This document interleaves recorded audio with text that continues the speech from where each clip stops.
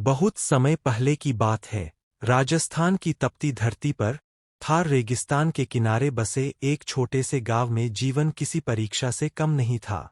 चारों ओर दूर दूर तक फैले सुनहरे रेत के टीले, तेज धूप जो दोपहर में आग बनकर बरसती थी और हवा जो ठंडक नहीं बल्कि तपिश लेकर चलती थी। यहाँ जीना ही साहस था और खेती करना तो जैसे असंभव सपना। इसी गांव में एक किसान रहता था, रामू। न बहुत अमीर न बहुत पढ़ा लिखा, बस एक साधारण इंसान, लेकिन असाधारण हौसले वाला। बंजर जमीन और टूटा विश्वास। रामू के पास कुल 2 बीघा जमीन थी। वह जमीन सालों से बंजर पड़ी थी। गांव के बुजुर्ग कहते थे कि वहाँ कभी फसल नहीं उगी।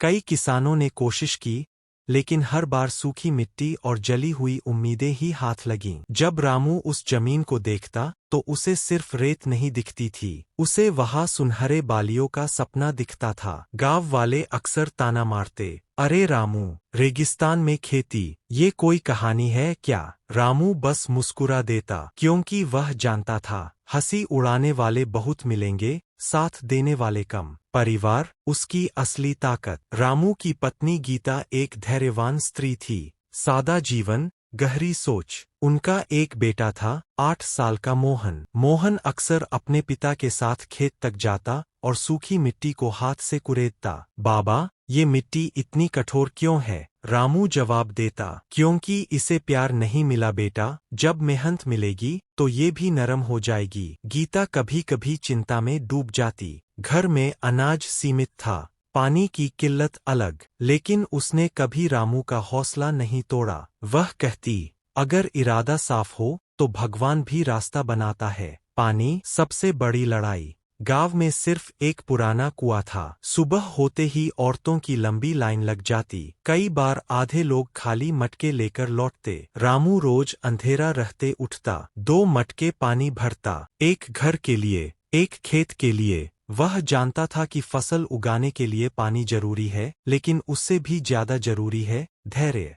उसने खेत में छोटी छोटी मेड़े बनाई, ताकि अगर कभी बारिश हो तो पानी रुके। लोग हंसते, रामू, बादल तेरे कहने से आएंगे क्या? रामू शांत स्वर में कहता, नहीं, लेकिन जब आएंगे तो मैं तैयार रहूंगा। उम्मीद का बीज। उस साल रामू ने बाजरे की खेती करने का निश्चय किया। बाजरा कम पानी में उगने वाली फसल। उसने बीज खरीदे। कुछ लोगों ने उधार देने से मना कर दिया, लेकिन एक बुजुर्ग किसान ने कहा, ले जा बेटा, अगर फसल हुई तो लौटा देना। रामू ने अपने हाथों से बीज बोए। हर बीज डालते समय उसने मन ही मन प्रार्थना की, हे धरती माँ, मेरी मेहनत को व्यर्थ मत जाने देना। दिन बीतते गए, आसमान साफ रहा, धूप और तेज होती गई। बीज मिट्टी में पड़े रहे, जैसे उम्मीद इंतजार में पड़ी हो। एक दिन तेज आंधी आई, रेत का बवंडर उठा। नन्हे अंकुर जो निकलने लगे थे रेत में दब गए। रामू का दिल टूट गया। वह खेत के बीच खड़ा था, आंखों में आंसू थे।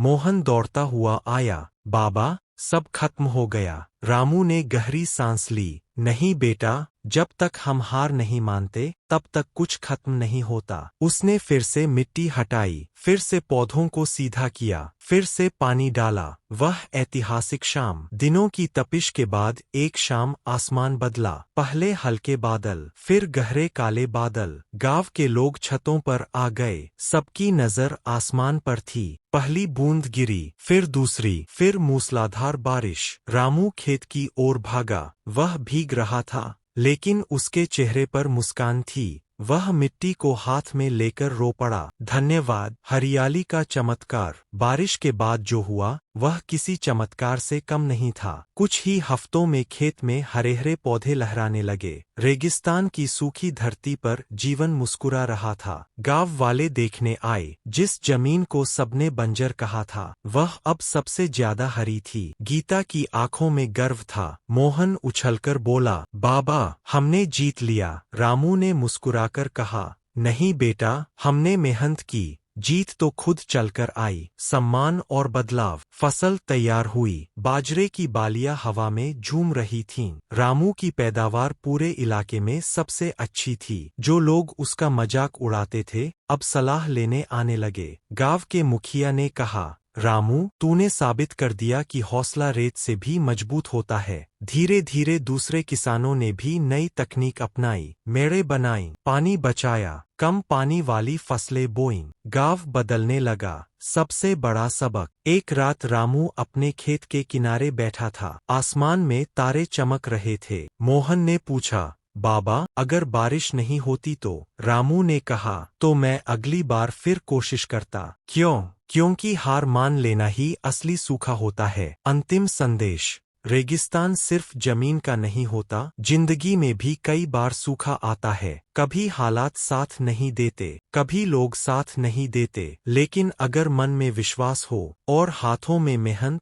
तो बंजर जमीन भी हरी हो सकती है। रामू की कहानी हमें यही सिखाती है, उम्मीद कभी मत छोड़ो, क्योंकि बारिश देर से आती है, लेकिन आती जरूर है। अगर आपको यह कहानी पसंद आई हो, तो वीडियो को लाइक करें, चैनल को सब्सक्राइब करें और इस कहानी को अपने दोस्तों के साथ जरूर शेयर करें। धन्यवाद।